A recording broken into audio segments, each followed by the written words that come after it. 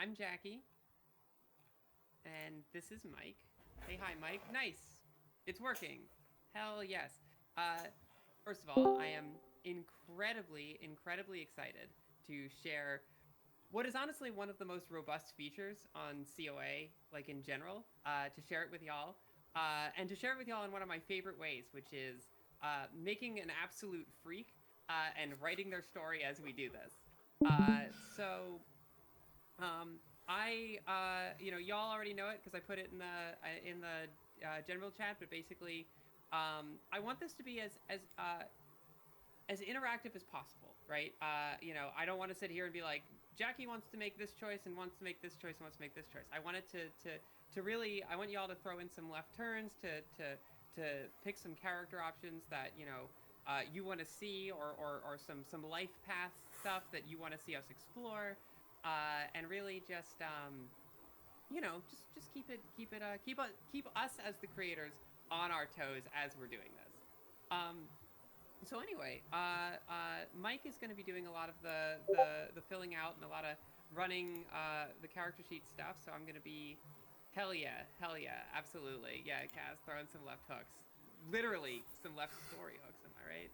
Uh, but anyway, so uh, I'm gonna do a quick little rundown of what character creation looks like, the steps we're about to take, and what I'm gonna do throughout this is for each option, I'm going to talk about it briefly, and like a little bit of the design, what it actually does.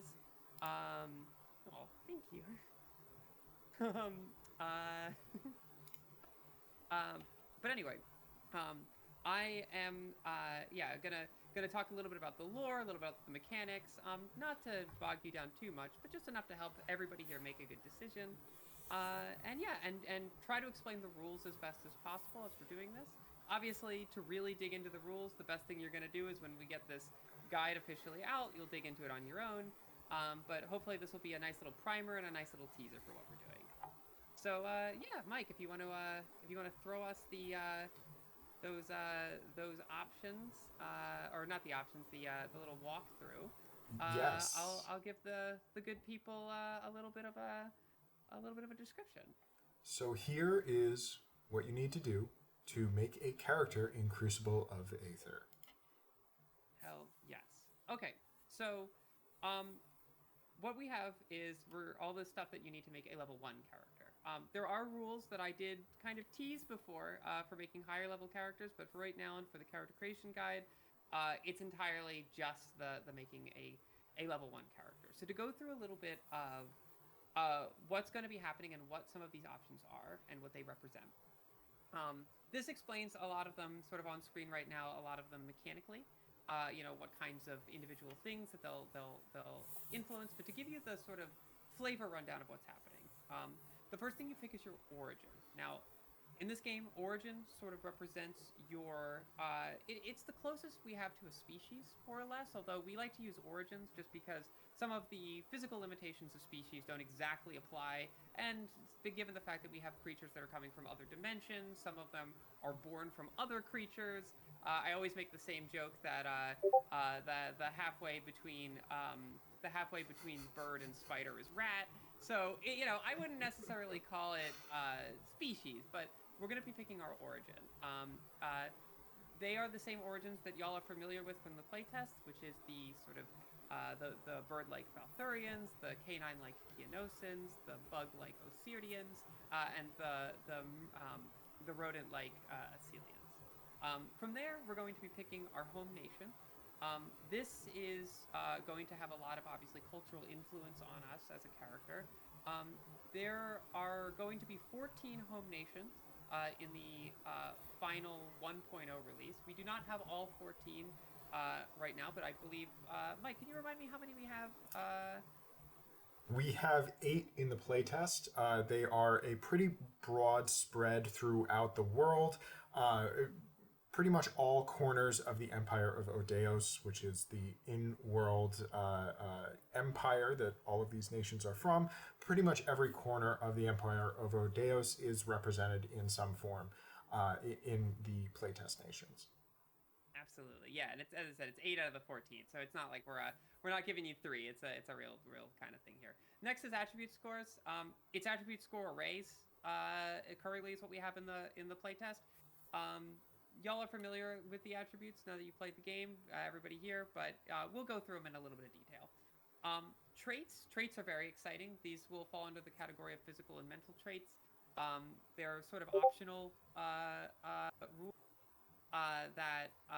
they're optional rules that are kind of a little bit inspired by some of the early traits that you get in Fallout New Vegas. So they're kind of positives and negatives, and are some of them are specific to the home nation and the origin that we pick, but there are many general ones.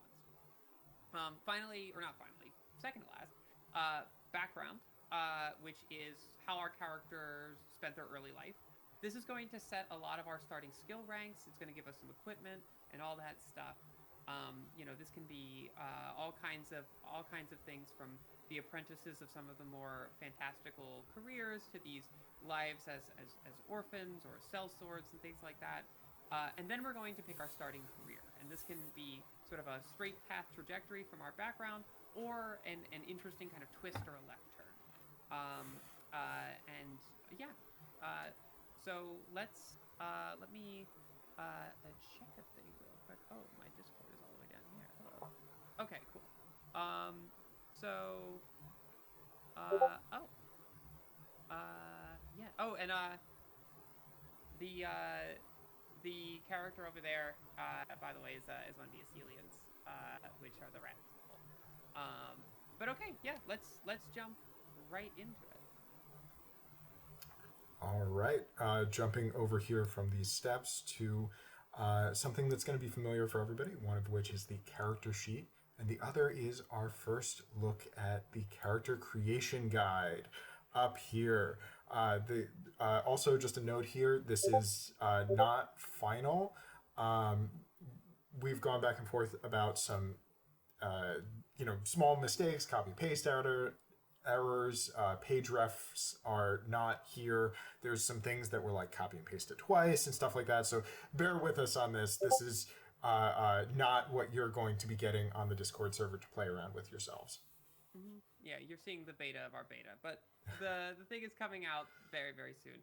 Jackie, it's called an alpha. But anyway, so yeah, let's jump right into some of the origins. I am going to, I'm gonna give a brief little description of all of them. What I'm gonna have you do, Mike, is you can keep going. You'll just go to the first page of each origin. I'm going to say a little spiel about them. We'll just go through all 4 of them, and then I'll open up the floor to if anybody has an opinion. And if not, if y'all are cool with whatever, I will pick my favorite that I'm feeling at the time, and we'll see what happens from there. We have the first origin. This is the Assylian. Okay, so the Assylian are these rodent-like folks that are one of the newest origins within the world of Odeos. Only about 50 years ago, they mysteriously started being born from the bird-like Valthurians during an event that was also plagued with the emergence of monsters within the world. And sort of that coincidence, unfortunately, made a lot of the Assylians, made a lot of unnecessary fear build up around the Assylians. And since that sort of original time, they have done what they can to sort of literally claw their way up from a place of unjust fear into developing a culture for themselves, societies, communities, while still, of course, being very much, unfortunately, the butt of a lot of imperial oppression. They are, 50 years later now, sort of developing a life beyond the fight for recognition. They are, because of their sort of strange nature, they have an origin perk that gives them what is more or less a resistance to magic.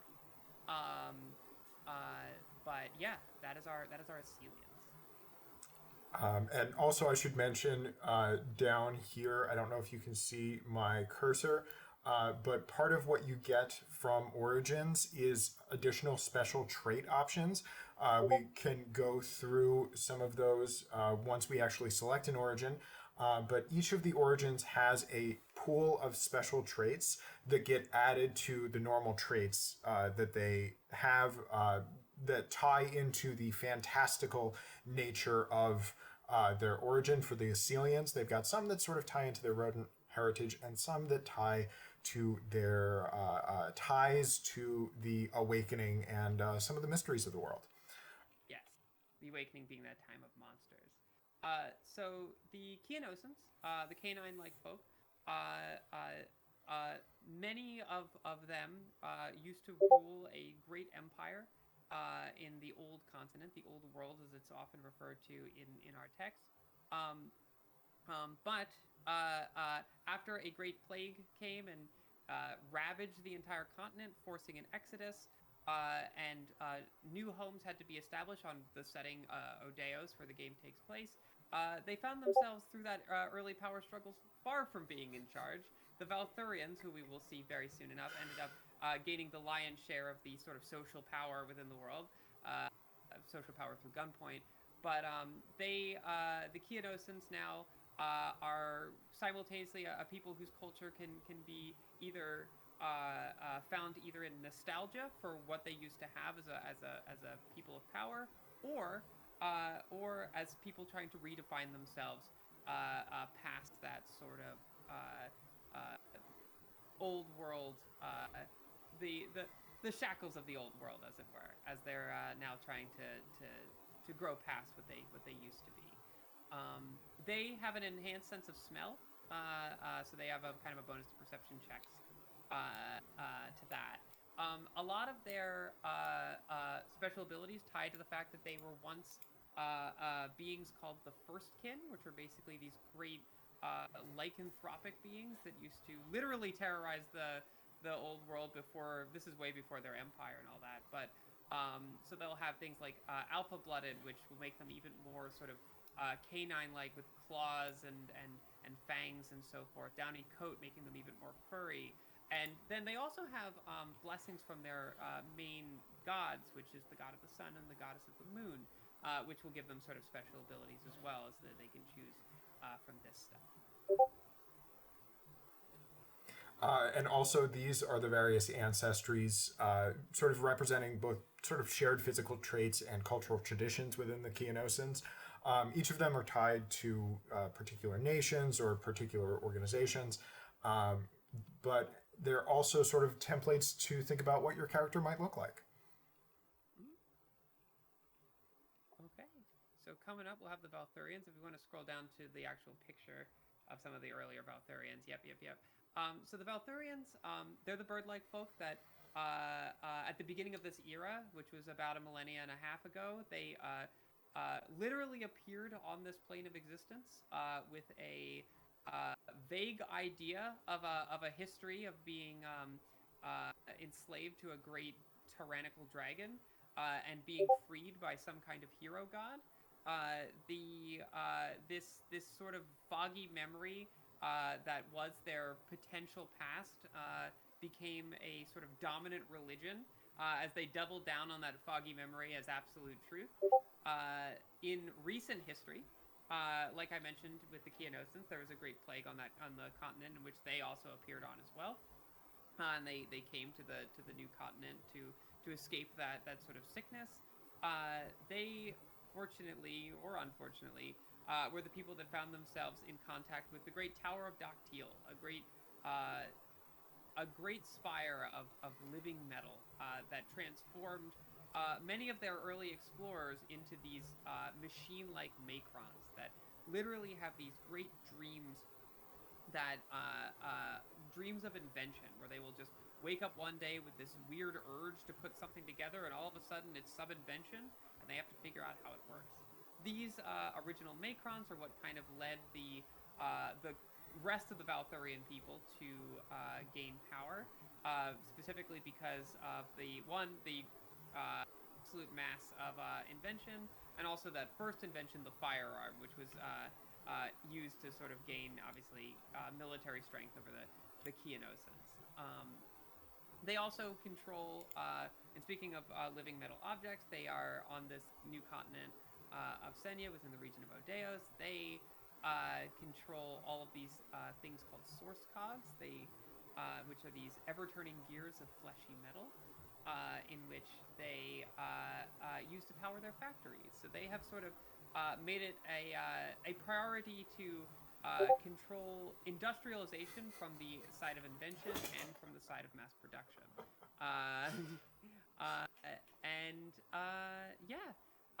They are bird people.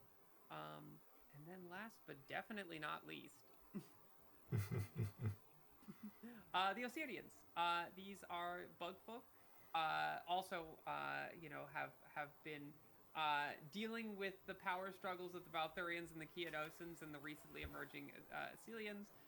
However, the Osirians are mostly defined around their cultural faith, which is that their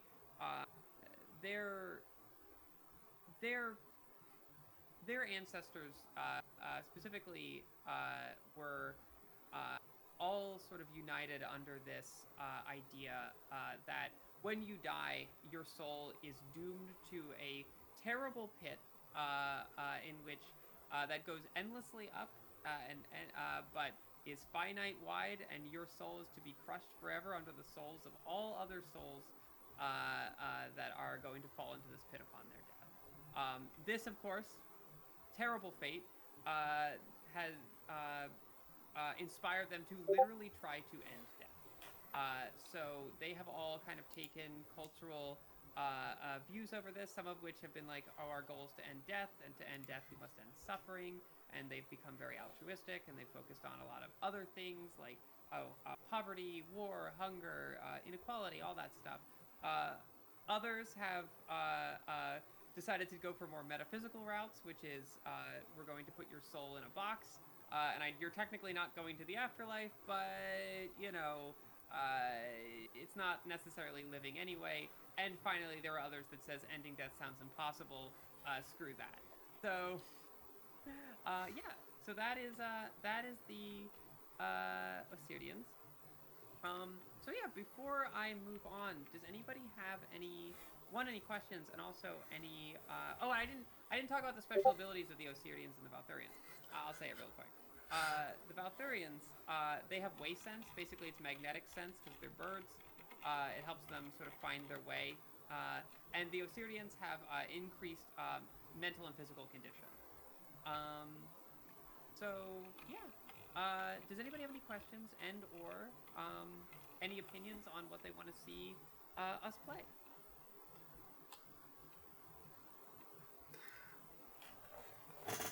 I have a feeling we might have a vote for a moth person. Oh yeah, in the chat. Absolutely. Oh well. Okay. So let's see here. Oh, Born of Moonlight. Nice. Oh man. Okay. Yeah. The Enkians are sick. So. Ooh. Okay. So if I'm going down the list here, I'm seeing 2 votes for Osirian right now. Okay. Yeah. Let's go for it. Let's make an Osirian. Let's absolutely go for it. Sweet. Lock it in, Mike. We're gonna be a bug person. All right, locking it in.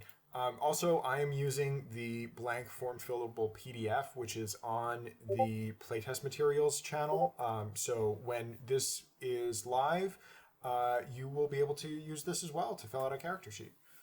Nice. So, as we're going to be moving forward, one of the things to good ref, Marcy. Anyway, so one of the things to point out is like we're going to be telling sort of an interesting little story as we go along. So obviously we are an Osirian, so we're one of the many bug people of this world. a lot of the kind of greater stuff about ending death, we'll see if that's really where our character is as a person, but, it really just depends on so many other factors. So yeah, so we're going to move on to the next step, which is going to be choosing our home nation. And this is going to be relatively big because the home nation, more so than say your more so than like your origin, is actually what's going to define. It's actually what's going to define like, oh well, what kind of factions and organizations were around where you grew up, and this will really affect your background, right? So I'm gonna do a brief little thing.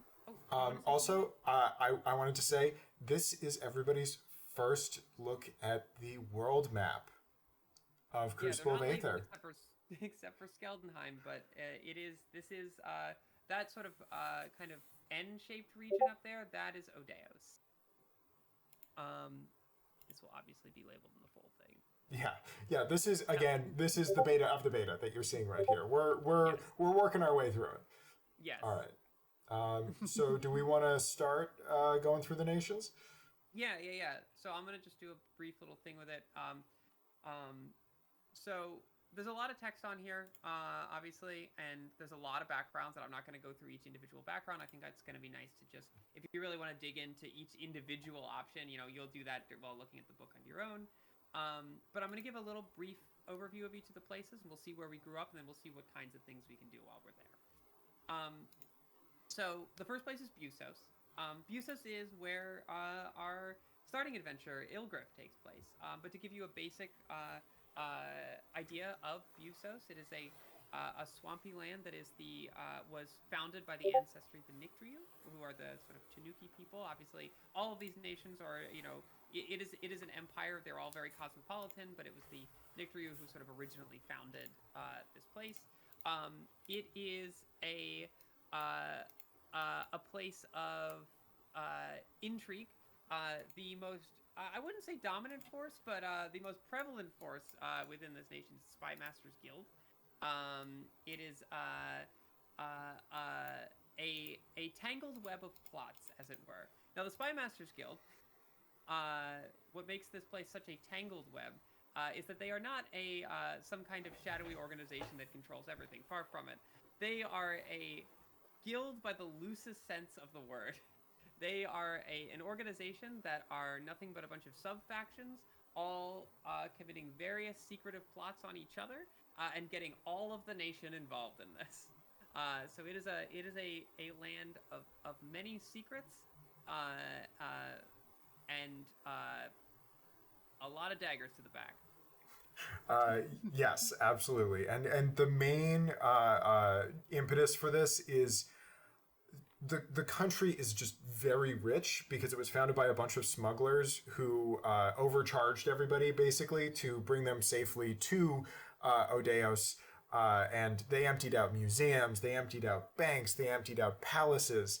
And then they fought over all of that wealth once they got here. Imagine a country filled with people who would go over the cliff going for the Grail at the end of Indiana Jones and the Last Crusade. And they're all just stuck in a swamp together. Hell yes. All right. And this is all just sort of the setting information about each of these countries, just giving you a little bit of lore to sink your teeth into to make a character there. Yeah. So this is Kefentia.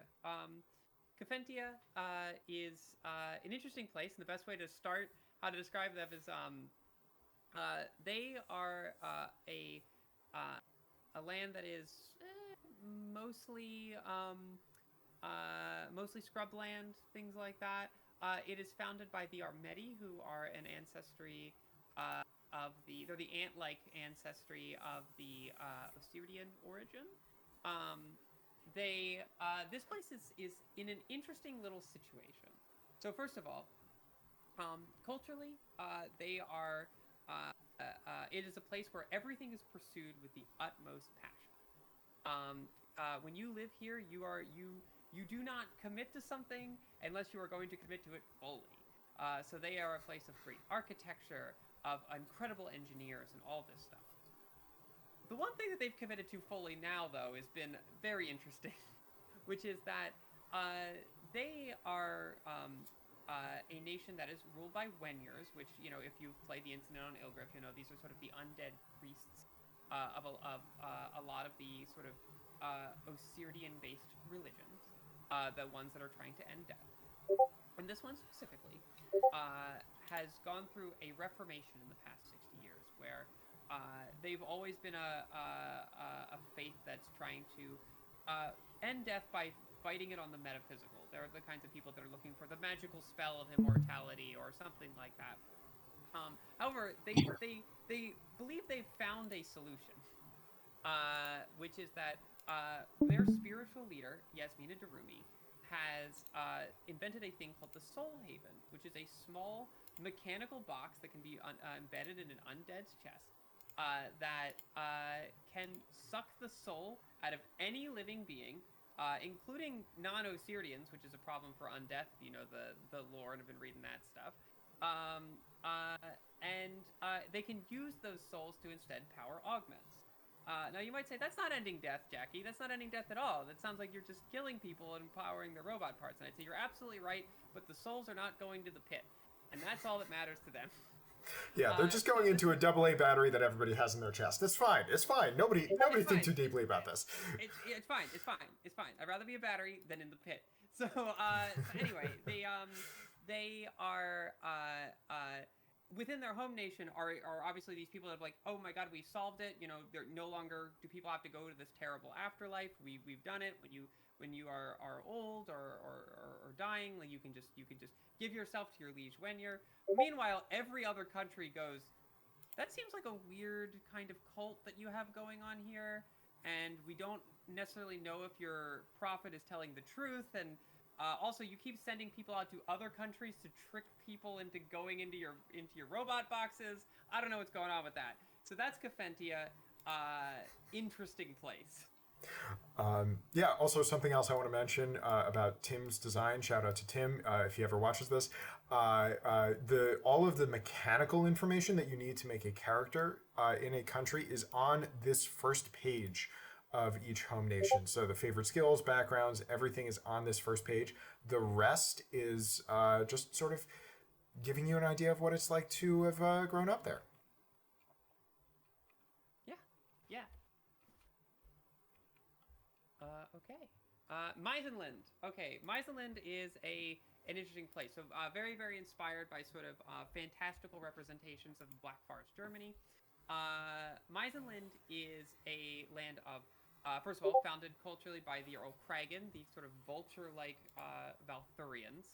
And they, Meisenland is a place famous for its craftsmen. In a time of industrialization, where there is normally just mass-produced products, they still have literally a religion based around forging, crafting, building things with your hands. One of the other defining features of this place, it is not ruled by a council or a king, but instead is ruled by a stratocracy of Black River warriors. The Black River warriors being the mechanically augmented knights that roam the land and protect it. A little bit of the current social problem that's happening with them is that the Black River warriors are a people that are trained from a very young age to become basically augmented super soldiers. And these fighters can take on entire bandit camps and units of armies and all of that stuff to protect their land. However, they are not trained on things like taxes and crop rotation and anything like that. And so they're not necessarily the best at things that you can't just hit with a sword to solve your problems. So they employ these people called patron dukes, which are more or less their advisors that do all of the boring clerical stuff. However, recently, within the past 8 years, a group of patron dukes recently rebelled against the Black River warriors, saying, hey, you probably shouldn't be in charge of a land if all you know how to do is war. And in response, like anybody who wants to complain about war, they started a war and ended up splitting the nation into a second nation, which we will see later. But yeah, Meisenland is a place of craftsmen and simple solutions.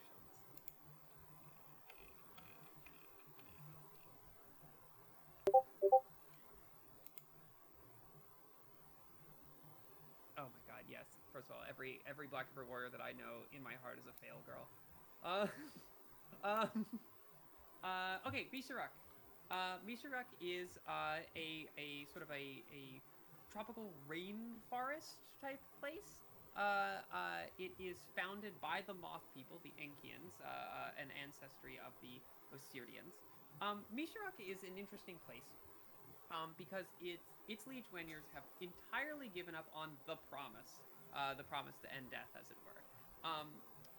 There is I could go on for a while about their religion and a little bit of the origin stories of all that stuff, but one of the most important parts of their faith is that it opens up with sort of a creation myth with the entire universe, who is known as Thunet.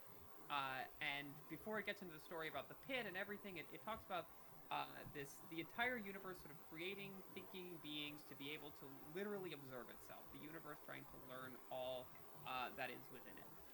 And then everybody else who's trying to end death seems to have skipped to the end of the story about the whole pit and why that sounds terrible. But they've said, hey, this is an impossible challenge.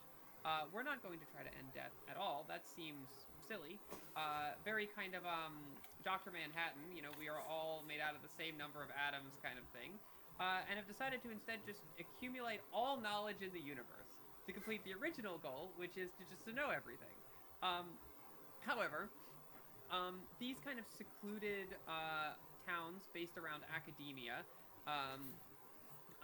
are in constant competition with each other to gather knowledge, to perform the best kind of research, and all of that stuff. They are most of the towns are set up around Theosks, which are these kind of ziggurat libraries of their Wenyers. And everybody in Mishiruk is usually involved in academia in some way, either their own personal research to gain access to their local Theos, to be able to work with some of the liege Wenyers on their more important projects, or as, unfortunately, test subjects. You'll find some towns are dedicated to wonderful sciences on agriculture, and you'll have other towns that go, I have an experiment for today, what if we replace all the water with bees? Somebody write that down. And that tends to be the kind of back and forth of this place. It's a constant sort of a world of academic competition and mad science. Yes, and just imagine if an entire country was run by academics, but none of the tenured professors ever died. They just got more and more and more crazy. Yeah. Although there is that one town here, which is where one of the Wenyers is asking their main curator to just help him learn about friendship, which is honestly one of my favorite places. But anyway, New Gridaria. Okay, New Gridaria is basically the imperial core. This is very inspired by Victorian England and all of that stuff. It has been founded by the Gridarians, which are an ancestry of the Balthurians.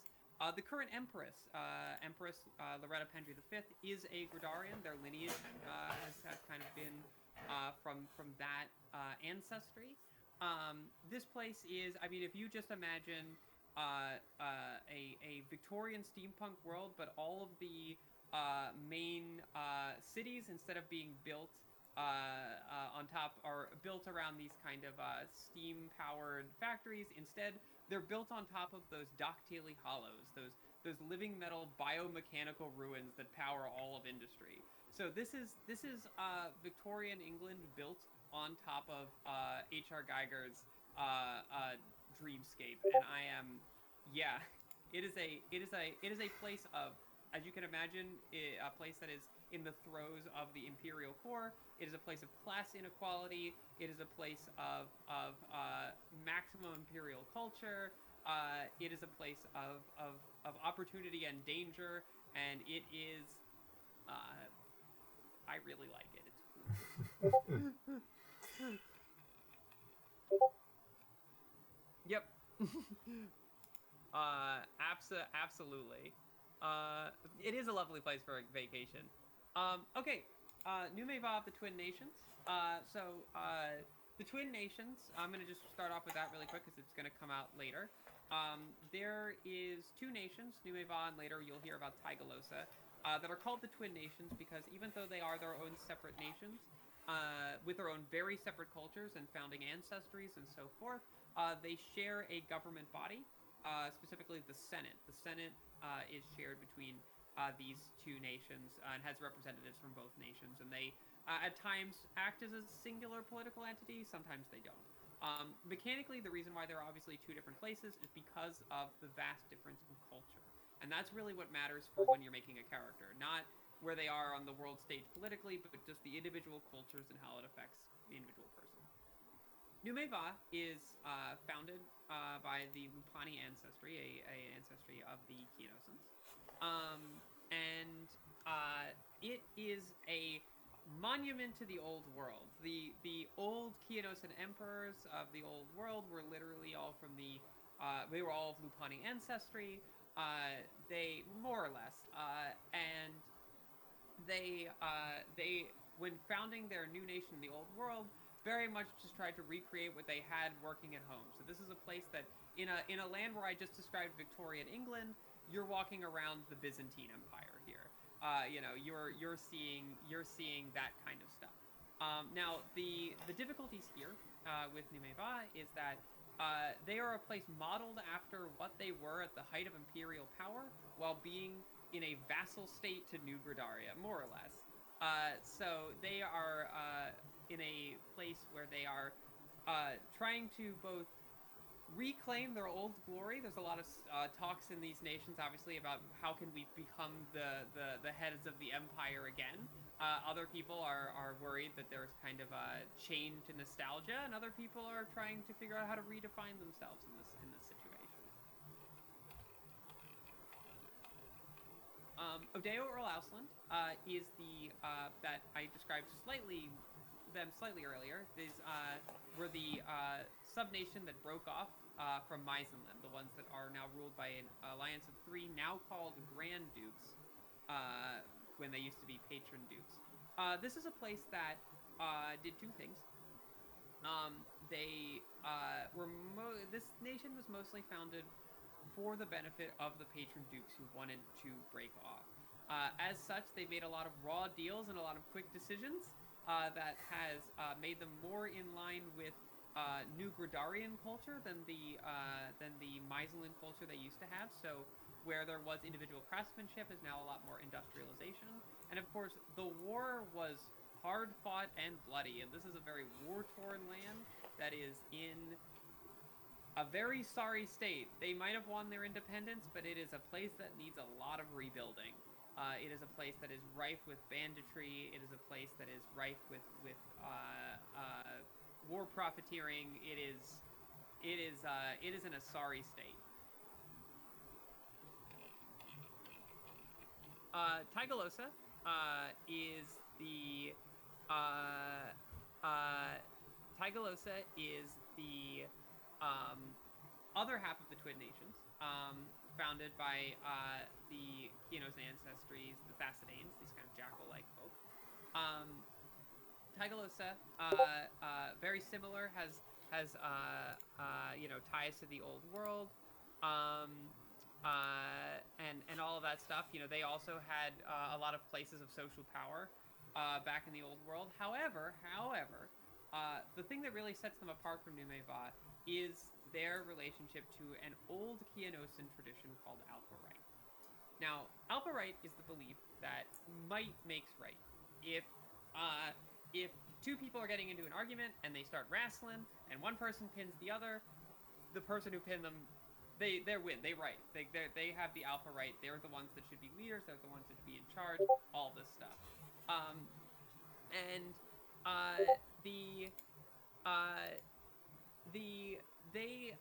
This ideology has been kind of used a lot throughout a lot of Keanosan culture. Some of the people in, for example, Numeva have used this just to kind of justify certain political powers, but they've kind of watered it down a little bit. they are alpha right purists here in Tigalosa. Might makes right. To be the king, you need to literally prove that you're the strongest Thassadane by fighting in their great gladiatorial arenas and saying, I believe I'm in charge because I'm the strongest Thassadane. If you do not believe me, come and fight me, and I will prove it. And then if they beat everybody, they get to be king, or if somebody beats them, they get to be king. There's a current situation there right now where that isn't entirely the case. The current king has refused to prove his alpha right, and that's caused a lot of problems, but he has the backing of the leader of Numeva right now, which has caused some social stuff. One of my favorite bits of lore from Tigalosa is that one of their forms of entertainment is these operas, and a lot of their operas will involve combat, but the combat is not written into the script as a specific winner, and instead they will have actual fights on stage and will improv the rest of the play based off of whoever wins those fights. Yeah, I love Tigalosa. So, Klingon opera on steroids, basically. Yes. Yeah, absolutely. All right, and that is all 8 of the nations. Any of these jumping out? Any of these jumping out to folks? Absolutely. Yeah, and obviously it goes without saying which one gets polearm. Which ones do get polearm? I believe that is the twin nations. So Numeva and Tigalosa both get the polearm skill as favored skills. Yeah, and just to clarify, favorite skills just involves ranking up. It doesn't make you any better at it. Hell yeah! Oh my god, yes. So I love the idea that we are, or a character. Yeah, I love the idea that we are going to be an Osirian character, and that is mostly raised in the culture of Alpha Right. I think that being in Tigalosa is going to be so interesting, and whether if we are kind of not necessarily being influenced by our kind of origins, ancient traditions, but instead more influenced by our the nation in which we grew up in, which is the liftinest nation to ever exist. The liftinest nation to ever exist. Yeah, I'm gonna give people a little bit more time. Obviously, I'm seeing Tigalosa, but I want to not jump through it. We got some options going, but yeah. Tigalosa is definitely going to be the thing. All right. Locking in Tigalosa then. Lock in Tigalosa. Hell yes. Okay. So, what I'm going to do, yeah. Oh man, this is going to be really, the fun synthesis between Alpha Right and Osirian religion stuff. Like, what if we crawl to the top of the pit and we can get out of it? Oh, what if we crawl to the bottom and lift? Oh my god, yes, we can save Usra, who's stuck at the bottom of a pit. That's it. We are going to become the strongest in life.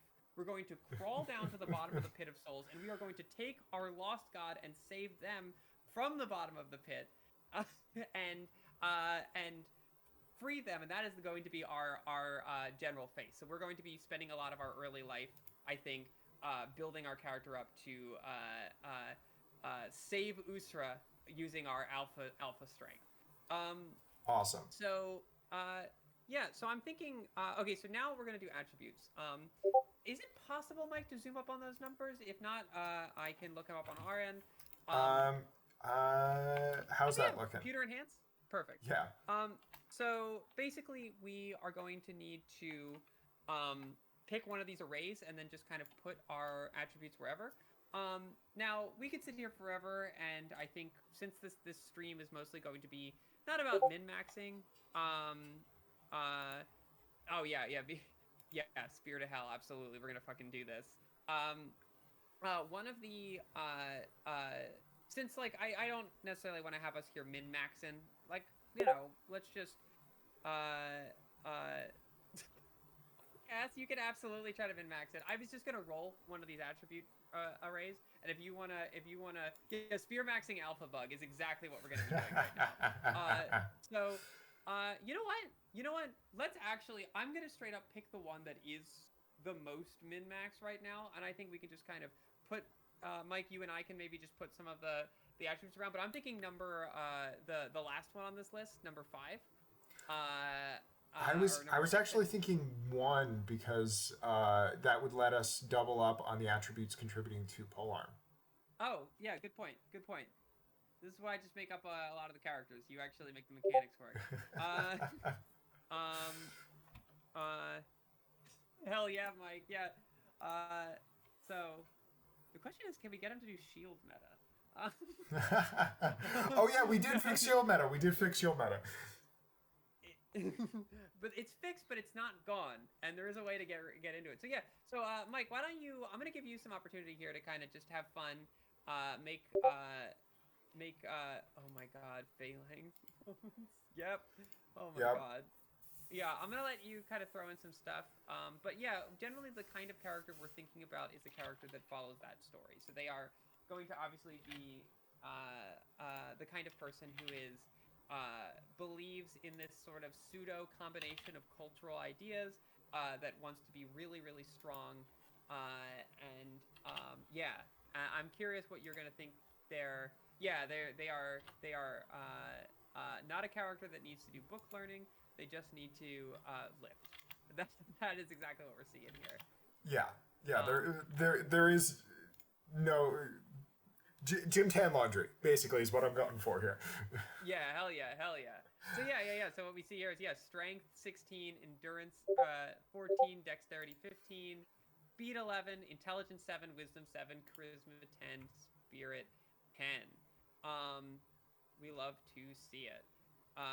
Also, right now, because they are Circean, I'm going to mark down an extra 2 in mental and physical condition, just so that we don't lose track of that. Yeah, absolutely. Okay. So let's move on. Let's move on to the next step here, which is traits. So just to do a little description of traits again for everybody. Traits are an optional rule. A character can start the game with no traits. It's not something that's kind of forced upon you. But there are 2 categories of traits, and we get to pick 1 out of each category, up to 1 out of each category. So mental traits and physical. So we can have 1 mental and 1 physical, 1 mental or 1 physical, or none at all. Now, when it comes to mental traits, which is the first ones we'll pick, our options include all of the ones that are general for everybody, as well as 1 special one because of the nation we came from. It gives us 1 special option. So, and that's in the Eye of Numis. So, Mike, I'm actually going to have you, if possible, if you could just kind of zoom in on the first traits. I'm just going to read through them, and we'll skip the ones that don't apply to the nations we didn't pick. Because I definitely want to see chat, help us figure this one out. Because this one's going to be a lot of personality. So, Animal Admirer. Basically, you are good with animals, but not so good with people. Cold-hearted. You are very much fearless, but it makes you very standoffish.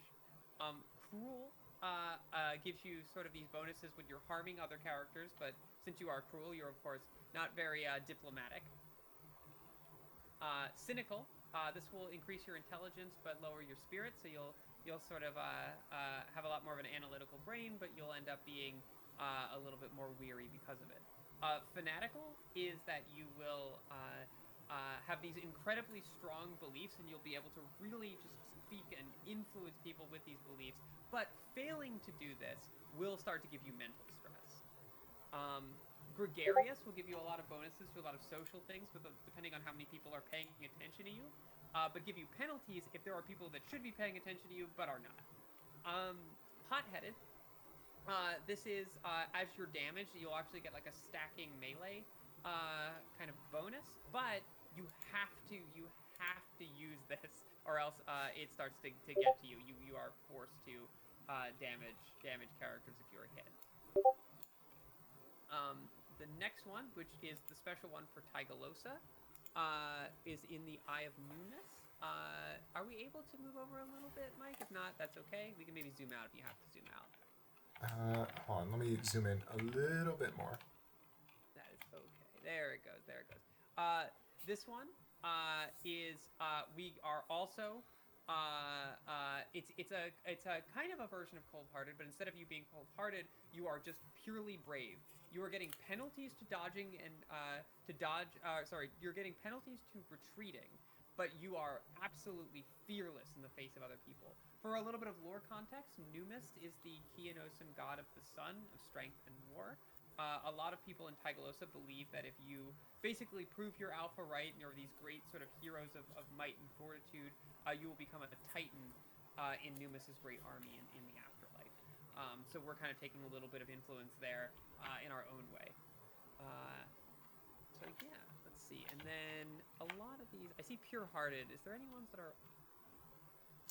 Paranoid, pious, pure-hearted are the last three. Okay, so paranoid is very much like you're good at seeing things, but you're going to take a lot of mental stress because you're kind of always looking over your shoulder.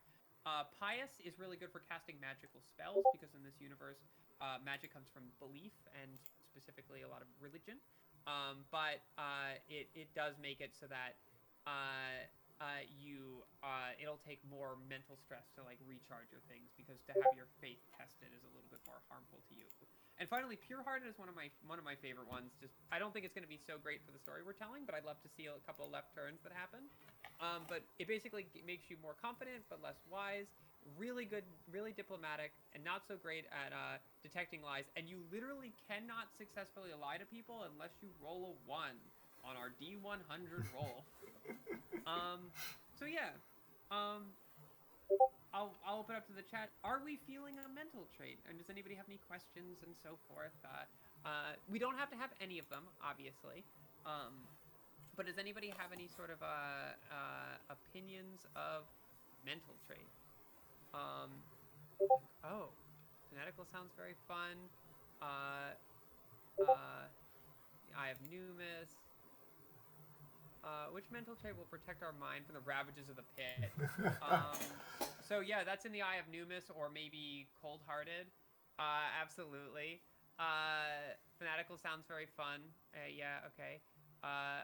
Really wide-eyed, idealistic type. It's very mythic. Oh yeah. I mean, we are somebody that generally believes that we can just save our god from basically hell. We can. We're like if Dante was doing it for fun. Yeah, if Dante was doing it for fun instead of pettiness. Yeah, exactly. It's just like, oh my god, yeah, we got to get those people out of there. All right. Do we want to go with pure-hearted?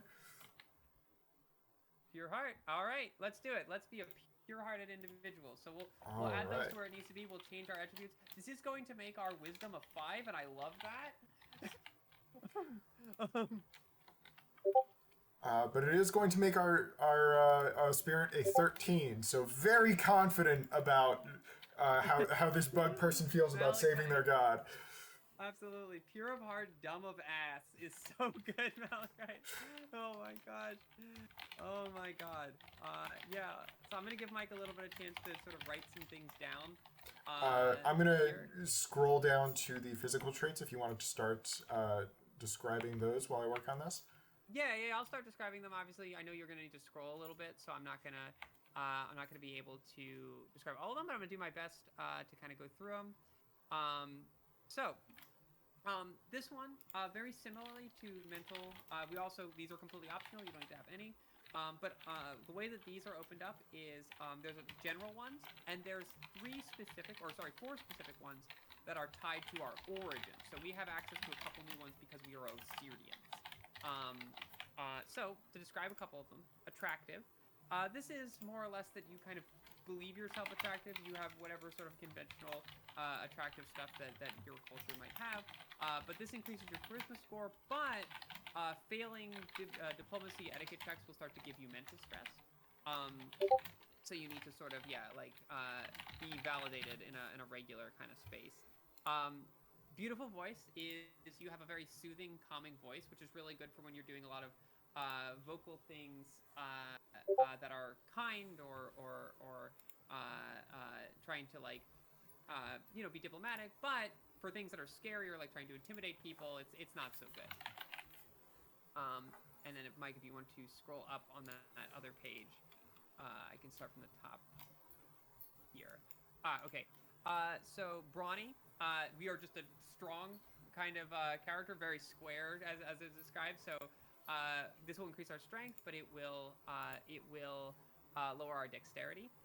One of them that's special for us as an Osirian is we can have chitinous skin, which will basically make us resistant to piercing and slashing damage.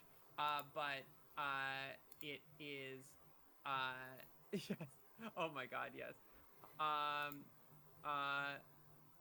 Oh yeah. Born of Moonlight. I'm gonna give you a little bit of thing on that. Let me finish doing this though. But basically we have a debuff to bludgeoning damage. So we're gonna get hurt by more bludgeoning, but less. But we are less damaged by slashing and piercing. Born of Moonlight is basically we're born under the light of Via, the Kyotosan god of the moon. It will give us a lot of bonuses for doing things in dim or darkness, but penalties for doing things in direct sunlight. We also don't have any penalties. It basically gives us dark vision as well. This game's equivalent of dark vision. Okay, so moving on. So we also can have compound vision. Now, compound vision is really fun for the Osirians because obviously we get those compound eyes that you see in a lot of bugs, and it lets us see things a little bit better, but it also lets us see into the metaphysical, which means sometimes we will get flashes of strange premonitions that will give us mental stress, but literally they are premonitions. And we will start seeing these kind of strange visions into whatever is happening there. Let's see here. Heroic build, I believe, is our next one. Heroic build is you have this kind of awe-inspiring build that literally makes you kind of look stereotypically heroic, which is really good for rallying people and inspiring people, but you are very noticeable, so you're not really good at stealth as well. And same things for disguising yourself. Menacing, you kind of have a very menacing look about you. You're very good at threatening, but this is also a penalty to diplomacy checks to negotiate. And the last couple ones here.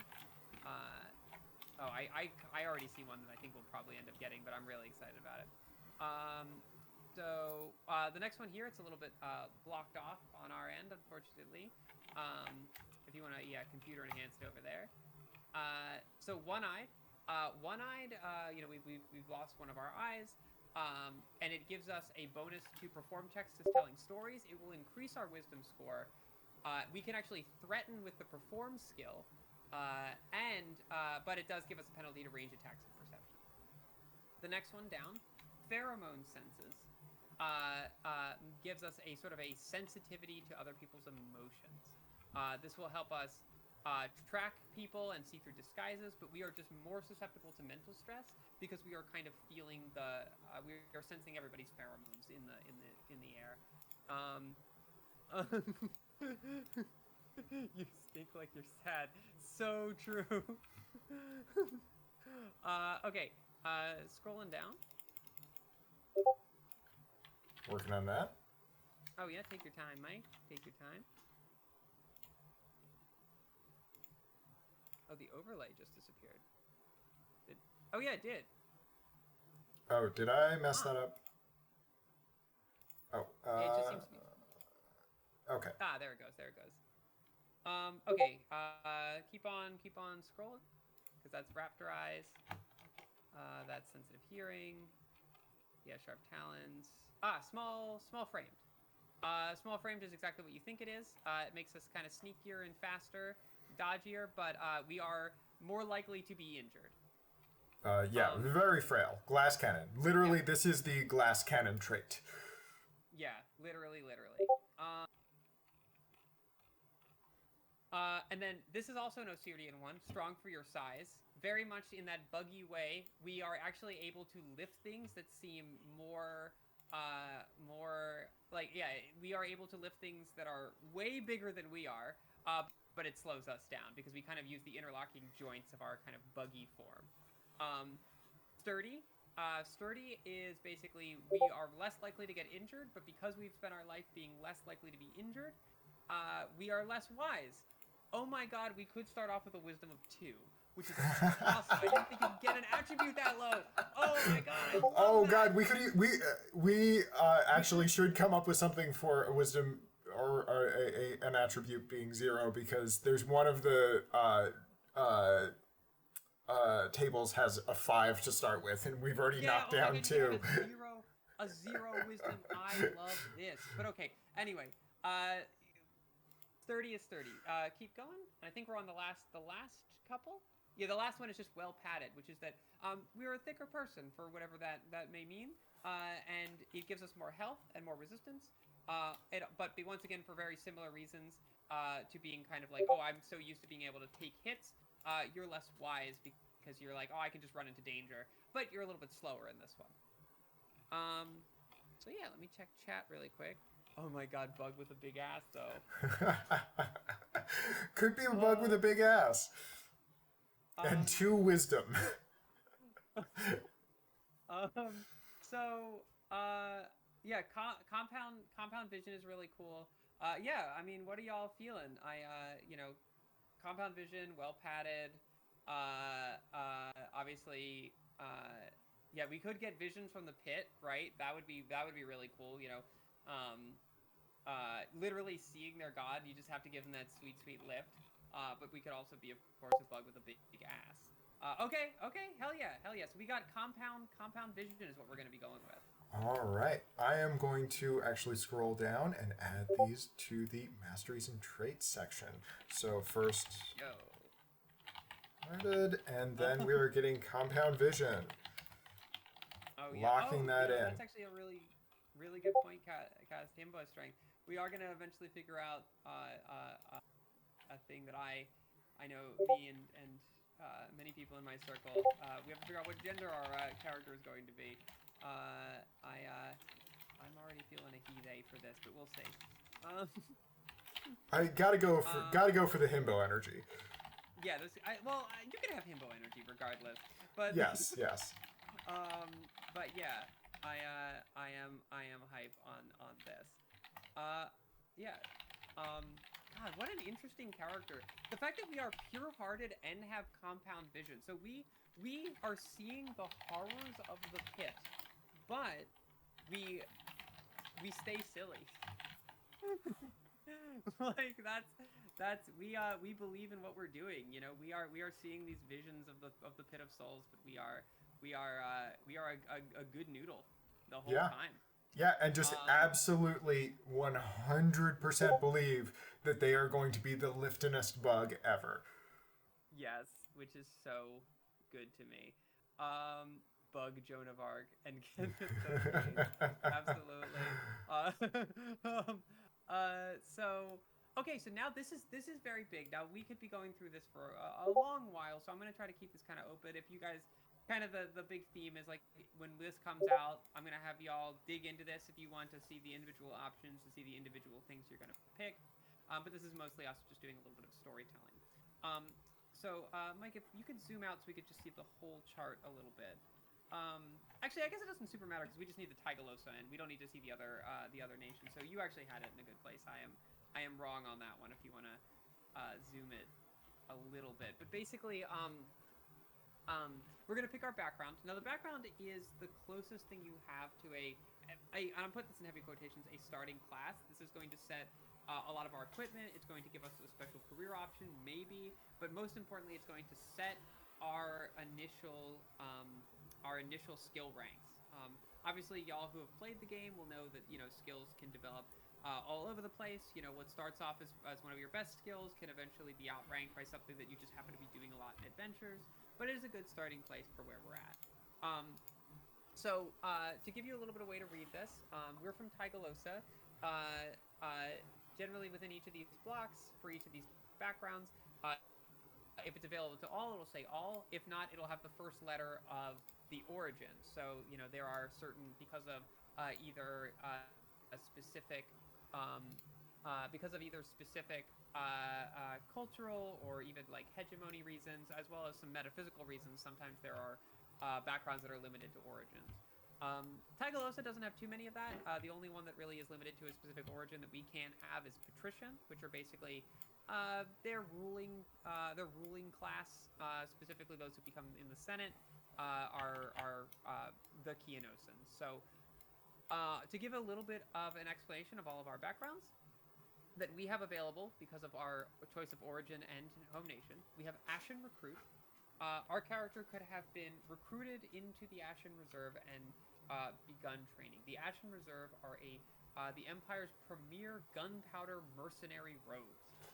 They are a criminal organization because they mostly deal in smuggling illegal firearms, which is a supposedly heavily restricted form of weaponry in this world for obvious reasons. The Empire wants to sort of keep their power where it is. But we're a shot and pistol rogue that would be recruited into this mercenary company.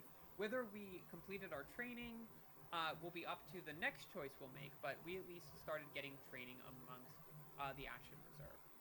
The next one is the Barber Surgeon's Assistant. It is what it sounds. We worked as a barber surgeon. We traveled around cutting hair and curing ailments. This gave us a lot of medical background and so forth. And, whether we actually went on to do the medical profession will be up to us later, but at least gave us a lot of training in that. The next is Cosmopolitan. Like I mentioned earlier, patrician is sort of the people of like main political power, at least holding political seats within the nation of Tygalosa. But that doesn't mean that our person couldn't be a of the wealthy, of the wealthy merchant class or something like that. And that is what it means to grow up as a cosmopolitan. The gladiator aspirant means that one. We fought in the famous gladiatorial arenas of Tygalosa. Gladiator in Tygalosa is a celebrity role. It is a earned celebrity role after you win enough fights, after you've gained enough of a fan base, after you've gained enough following. And a gladiator aspirant, yes, we probably went and we trained in the arena and we started fighting, but we may or may not have necessarily gotten to that celebrity status of being a gladiator. The next one, the Legion Aid, something that is very common amongst the twin nations, both Tygalosa and Numeva, is some kind of mandatory civil service. One of those options is to become a Legion Aid, which is more or less like military service. You're not necessarily going to be a foot soldier. You just might be cleaning shields or still training with a spear, but not necessarily seeing combat. But of course, this leaves the opportunity to join their military force, the Legion. Next is Orphan. You were an orphan. Sorry about your parents. It is kind of a roguier or a rough and tumbly background. Interesting stuff we can do with that. Next is Raised by a Tradesman. This is you were the child of a blacksmith, of a carpenter, of a clothier, something like that, and you got to learn a little bit of their crafts from there.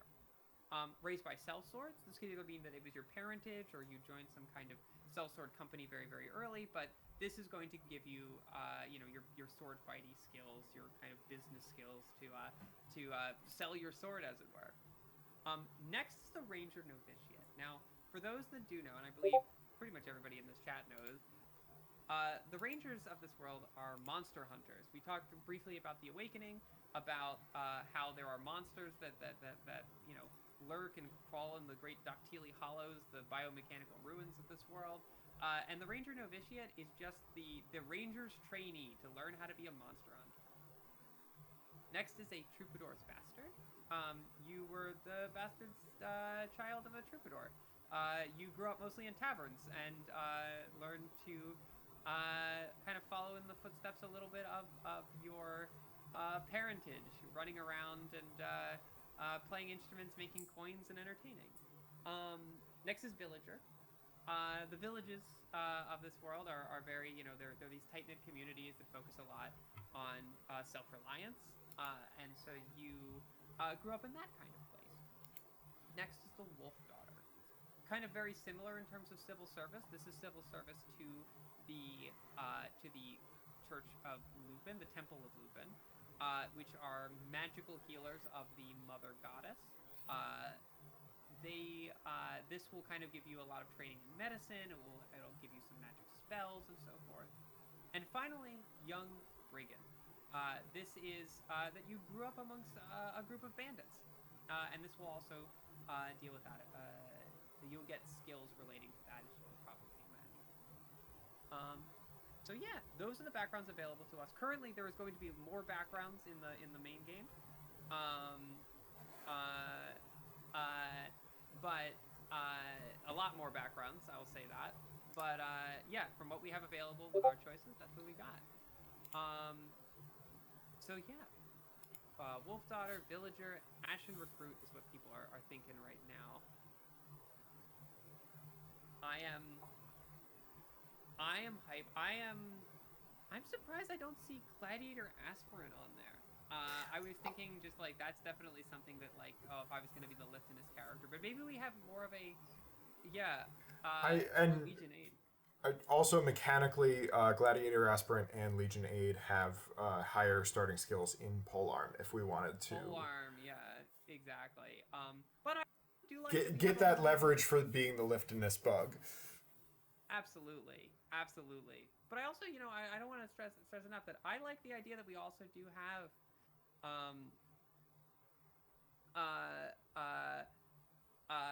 like a reason for this, right? Maybe we did. Yeah, so your GM gets off your ass. Yeah, absolutely.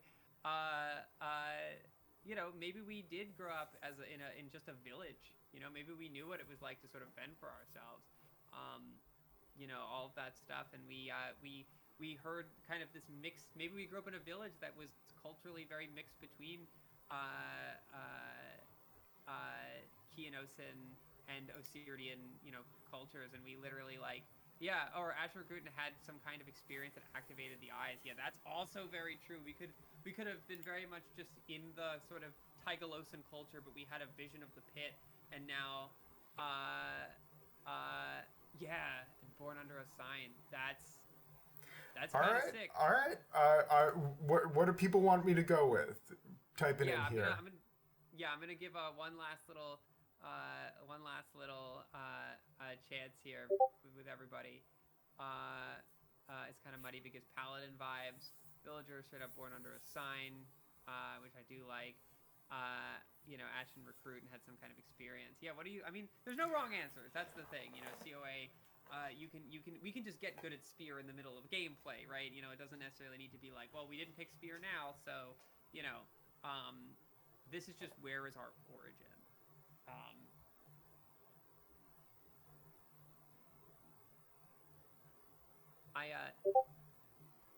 Okay, so Wolf Daughter is thematic in the story. So okay, votes Ashen Recruit, Gladiator Aspirant, or Villager. Okay, so. That being said, okay, let's roll a D3. Okay. Mike, do you want to roll a D3 for us? And we'll say, we'll do it in the order that Malachite wrote it. So, Ashen Reserve's going to be the first one, then Gladiator, then Villager. What do we got? All right. I rolled a 6. Cass. I was going to say Cass was going to actually roll it. I'm sorry. Okay. I read that. Ashen Recruit. And, okay, cool. All right, so we're going with Ashen Recruit. I am writing that down. Okay, this is going to be pretty sweet. And whether we actually became an Ashen Reservist from here is going to be kind of interesting. Let's go ahead and look at that as well as you write down stuff. So this is interesting. So in our early life, we grew up in Tigalosa. We found ourselves working with these kind of shady mercenaries, these shady kind of gunpowder mercenaries who, by the way, their operations in Tigalosa are incredibly spicy because this is a place that was filled with so many people that are trying to sort of gain back the old power that the Keanosans used to have in the old world. that was taken away through the advent of firearms by the Valthurians. So being sort of a gunpowder mercenary in this place is always a puts the empire on edge, to say the least, which is very cool to see. And yeah, we were very kind of shot and pistol-y. Yeah, fell in with a bad crowd. Sort of marginalized by being a bug in Wolftown. We got, oh yeah, chip on our shoulder. Yeah, fell in with a bad crowd. I love this backstory. Oh my gosh, I love the story that we are building with this. Yeah. Oh my god. Also, a bug in Wolftown is so good to me. I mean that weirdly feels like the title of a children's story. Yeah, yeah. A bug in Totally. Wolftown. Yeah. Oh my god. And just so everybody understands what I'm doing here, I'm just going through and marking down all of the skill ranks that we get from this background. I'm getting a couple of wrong here, but I am fixing it as I go. Any of these skills that are not listed in the skill ranks here are just 10. Yeah. Oh yeah, pure-hearted falling with a bad crowd, but still holding aspirations for lifting, for glory and God. Yeah, I like that. That's not even gold. Yeah, I mean, I can imagine that's just you. Like we were just probably convinced. We were training with our, trying to prove that we could be liftinous as much as all the other people in Wolftown. They were like, "Hey kid, you want to make some money?" And we're like, "Do I? I can. I don't need to make money, but can I lift?" And they're like, "Oh, we could use you." Yeah. Oh, became pure-hearted after the reserve. Darkbacks. Oh, interesting. So that's a really good idea. I like that a lot. So we became pure-hearted after our experiences with this crowd that we fell ourselves into. And after maybe we got our visions of the pit, we decided to become a very, very kind of good person. Or that was just how we had to survive the visions of the pit. Yeah, exactly. We couldn't keep our sort of dark demeanor while seeing the pit. We have to become the hero that's going to save the god of curiosity who's stuck at the bottom. Yeah, this is very, very good. Oh my god, yes. Now I know there's a lot of stuff to fill in, but something to sort of point out is as Mike is going through this, you'll eventually start to see something called special career options, which will not just give us an option for one of the next steps, are basically the final step that we're having, but it will also potentially give us additional equipment or other things if we pick that career. That being said, I don't want you to think that is like the OP option or anything like that, and you could make some really interesting characters by making like a left turn in where their career goes and so forth. So yeah, oh my god, no though. This character is so nuanced, and this is something that I am what's this? So you get this himbo bug who screams about visions and is kind of goofy, and then session 5 you're like, bam, hit him with the survivor's guilt. Oh, co-wrote by my cat. Yeah, I love that. No, honestly, absolutely. Maybe he was the last person in his cell of Ashen reservists to like survive a really dangerous mission. And maybe it was only being distracted by the visions of the pit of Uset that he even survived it, which is interesting. Sorry, yeah. I'm just going back and marking down our favorite skills, which we get from our home nation. Hell yeah. Yeah, job gone wrong that no one else survived. Absolutely. And yeah, and I just want to stress this, like you are seeing the absolute breadth of options that each of these choices, like we are not picking, right? There is so many characters you could make, and just the context of what each of these choices seem to mean and how we're interpreting it. Like this game has just a mass of characters that you could be making that still feel very much part of this world, and it's not like, yeah, it is. Yeah, even this character could have gone a couple different ways. Like this is something that I'm really proud of with CoA, which is just the character creation. Yes, this game is about character progression, and it's about moving forward with your characters, about shaping them and letting them advance their skills. But we are looking so far back as well to see like how your character is shaped by their backstory, and how they will exist in taking the many multifaceted thing of your character, because that's the other thing, right? Your character isn't just a class and a species or anything like that. We are taking ideas from our origin, from the nation we grew up in, from the crowd we found ourselves in growing up, and we're not even done yet. We have the career that we finally find ourselves at the start of the game, before we officially lock in where we begin as a level 1 character. And I am very excited about that.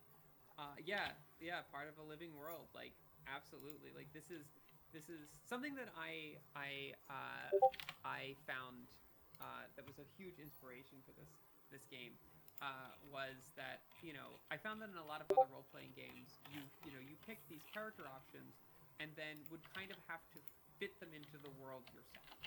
It's not always true, but like I think about like D&D, for example, what does it mean to be a tiefling fighter? And I wanted to have a game that you already knew who you were in this world without it feeling restrictive, without it feeling like I have already built all the characters for you. I wanted it to be a game where you can just explore this world through character creation. So Mike, do you need more time?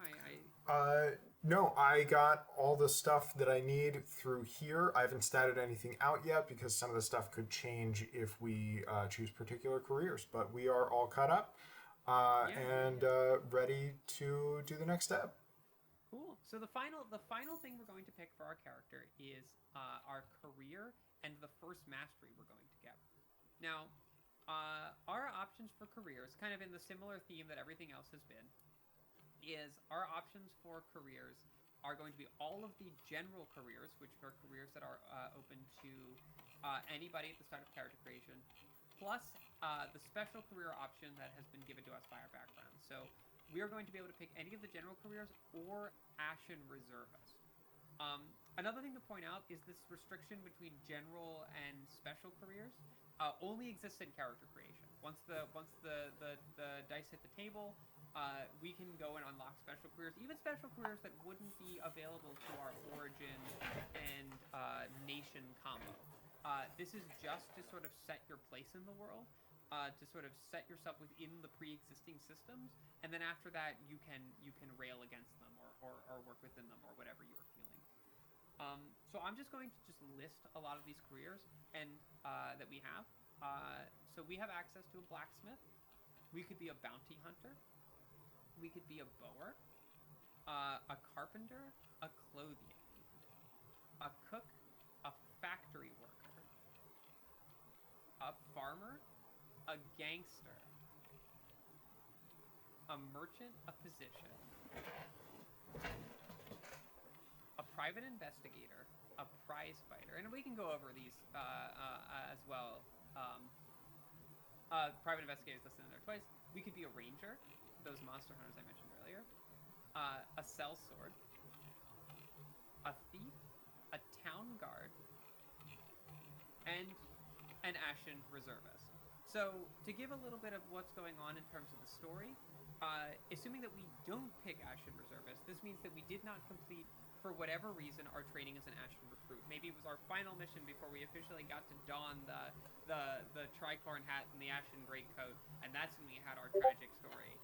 Or maybe we did. Maybe we went full force and we straight up went and became an Ashen Reservist, but at the start of our story we are no longer associated with the faction, but that doesn't mean that we don't have that as our starting career.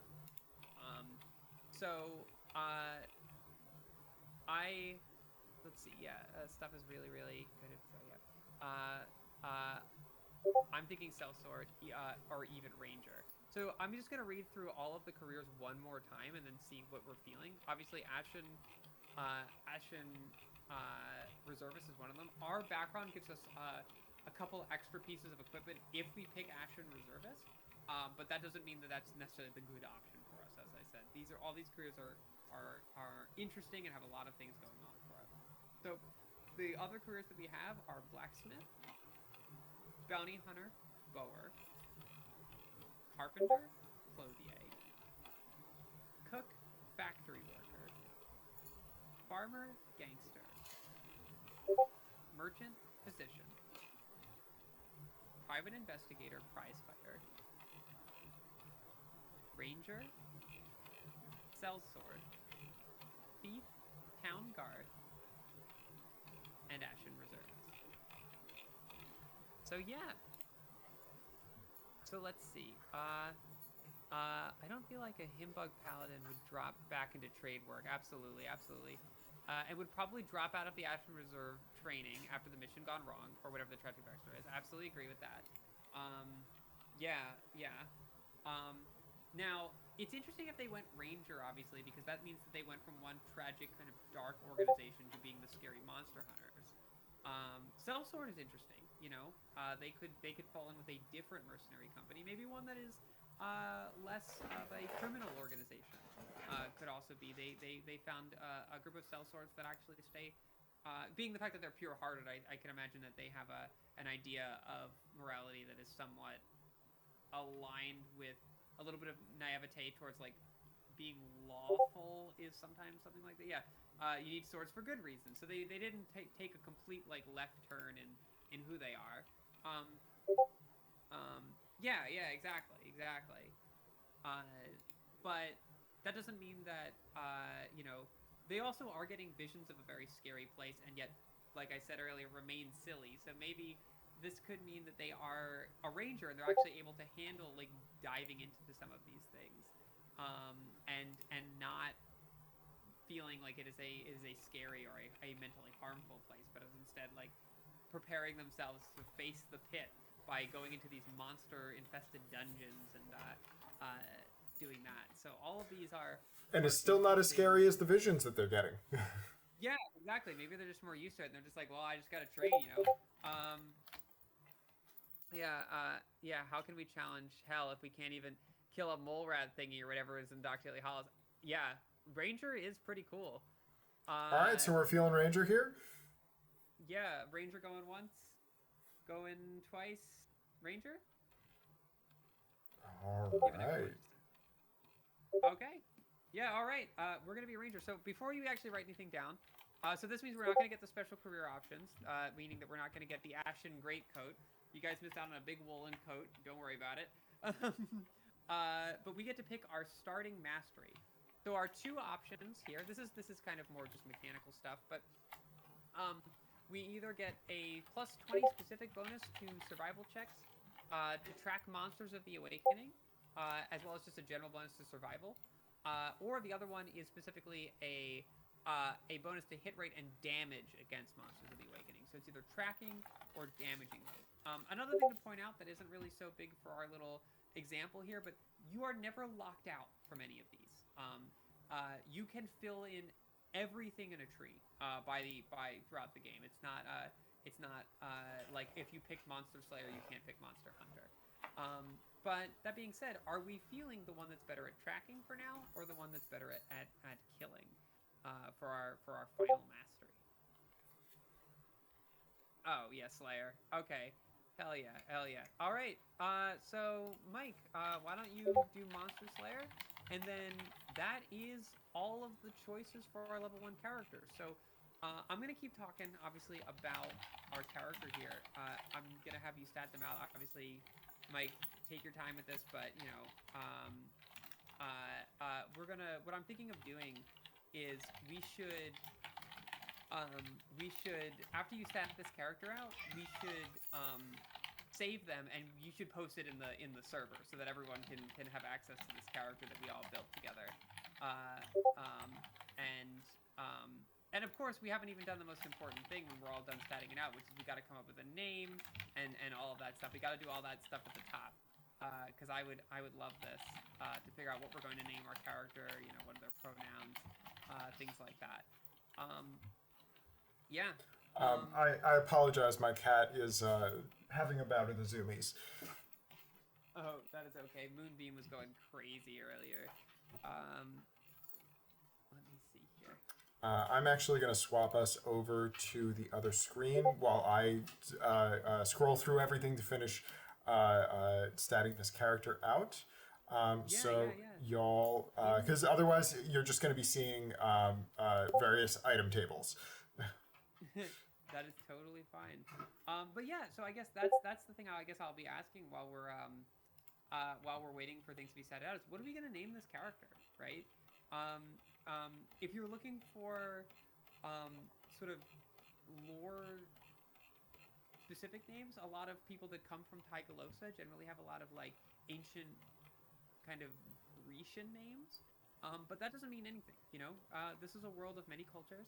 This is a world of many different kinds of people with many different cultural influences, and no place is any sort of singular evidenced by our character literally being influence of so many different things. Dang hellfucker! I love that they have the last name Hellfucker, but are just like a really goofy friendly guy. um, and of course, we gotta know uh, what we're feeling for Miles Gloriosus. Oh my god, these are all very good. These are all very very good. Oh my god, wait, that's character. I love that's a character in Morrowind. What Imperial are they? Oh, now I gotta look this up. Oh, is it your character in Morrowind?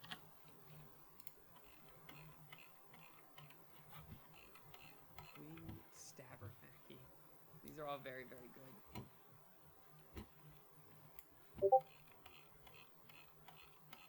Oh, really? Oh my god. I literally just started a new game of Morrowind, in which I'm trying to collect all the follower NPCs I possibly can have, most of which include both naked Nords. Uh, oh, interesting. Interesting. I didn't know that. Yeah, I think once everybody throws some names around, what I'll probably end up doing is I'll just write them all down and then we'll roll a die. Is probably the best way to do this, and just see what they end up as.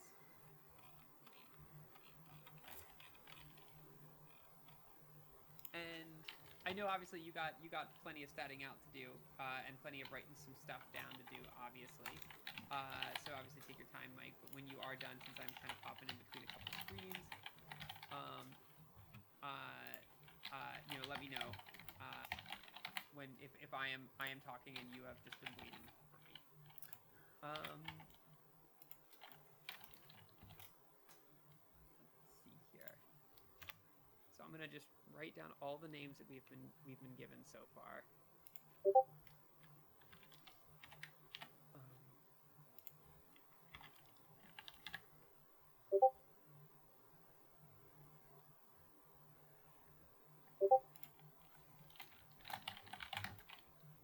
Trying to think of a mononym or a religious title thing. Oh, okay. Yeah. If y'all are doing some research, I'm not going to start locking things in. We got time. We're still statting out some stuff. We're setting out some weapons. We're figuring out their health. We're figuring out, all of that kind of stuff. Very, very hype on this character, who, to remind everybody, is an Osirian from Tigalosa who was an Ashen recruit, but then switched gears into becoming a ranger. They have compound visions into the pit, and are a pure-hearted individual, and we love them so much. Yeah, I am going to pop some of these in now. Oh yeah. If OBS will cooperate. Oh yeah, hey, nice. So we selected an origin Osirian from Tigalosa. We used attribute array number 1. For our mental trait, we had pure-hearted. Physical trait, compound, if I can spell, vision. Background, ashen fruit. And starting career is ranger. Moment of brain fog there. All right. All good. Yeah. I am I would be really hyped to see also when we start doing some now, like once the character creation stuff comes out, we start running some playtests. If anybody wants to just literally take this character to play, that would be awesome because I'd love to see. I'd love to see if they get themselves good with pole arms. They find themselves a spear if they do that because you guys pick the kind of shot and pistol-y character, but that how COA works. That's not where you end up.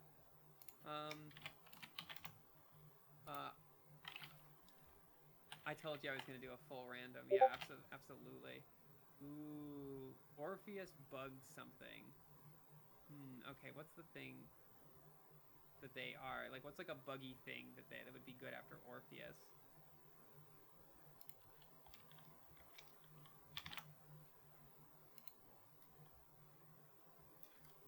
I mean, I would end up leading Latin because of scientific names for animals, but or Oh yeah. Oh yeah. I mean, we can. I know that like, um. Oh, that's a really good idea, Mike. Like, Kobold was in here and was like, we should be a moth person. Something to point out is that we mentioned the ancestries a lot, but we didn't quote unquote pick an ancestry, and that's because ancestries don't have a sort of mechanical effect. So, and it's not like the entire world is these absolutely like locked in ancestries. Just like in real life, people are kind of a mix of a lot of things. But I do like the idea that our character is kind of a moth person. And so maybe we could do something that is a little mothy, as like a Latin. Ooh, Atticus, yo. Okay, yo. Yeah. Oh, that's really good. That's really good. Okay. So let's see. Ooh. Okay. I do like what's going on here with this. I do like Orpheus. So what are we doing for their last name?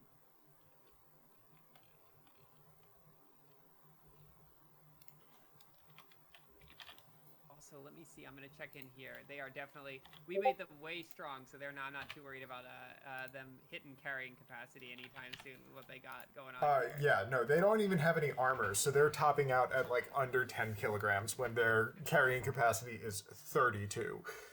Yeah, they are fine. They are absolutely fine. I do like Orpheus given this kind of moth. Um, sun's out, guns out.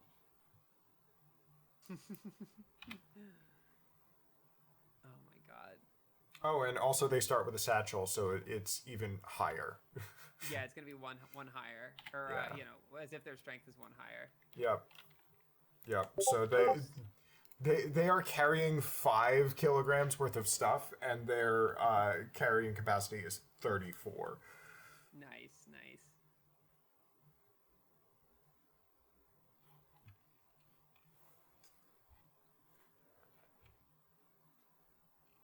All right. I think I have finished statting this character out. Oh, except for the various hit locations. Yes. Yeah. Yeah, so this is the last little thing here. The fact that they do not have any armor makes this much quicker than it normally would be. Oh, it's just some characters have armor. It's not that bad. Armor's not so bad. But, No. Yeah. Cool. So yeah, now we just gotta we'll go up to the top, and we'll get a name for our friend here. Okay. No armor. We fight like oiled up alphas. Absolutely. A flame to burn the pit. Holy shit, these are all good. But yeah, and I really do like. I do like that we have our name here. So, I think this last name in the chat here. Yeah. That I'm gonna just repeat there, Mike. If you want to grab that name, we'll name our. So okay, let me just make sure I'm pronouncing this right. Is it Lautsos? Is that how you pronounce that final name? Is it Orpheus Lautsos?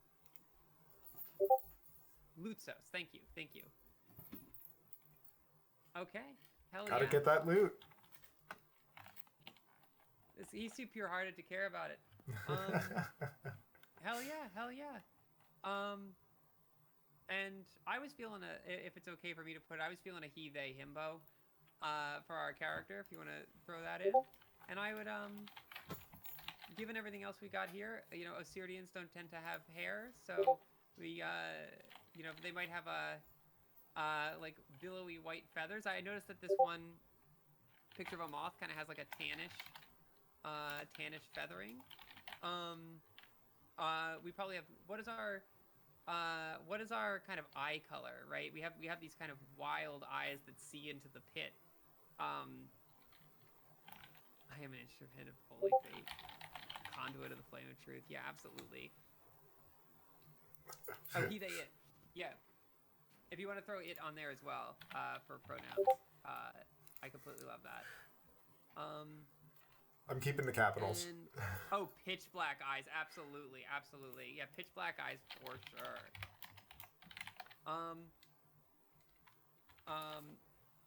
Yeah, and then, yeah, I would say let's just make him a young himbo. So just make him tall, young, and strong.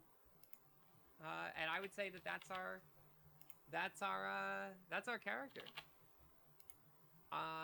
This was absolutely fantastic. We made young, dumb, and full of justice. So true.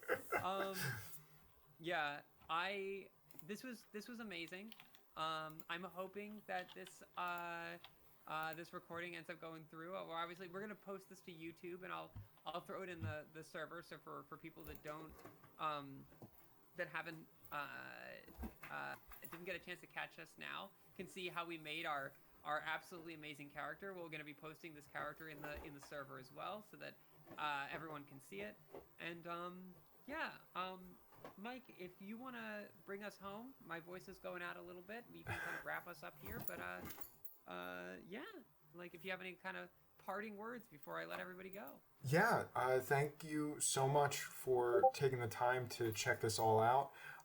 So happy that we get to start sharing with y'all the cool, I think, world of CoA and the ways in which you really shape your character as a person and have the mechanics of the game support the story that you're trying to tell.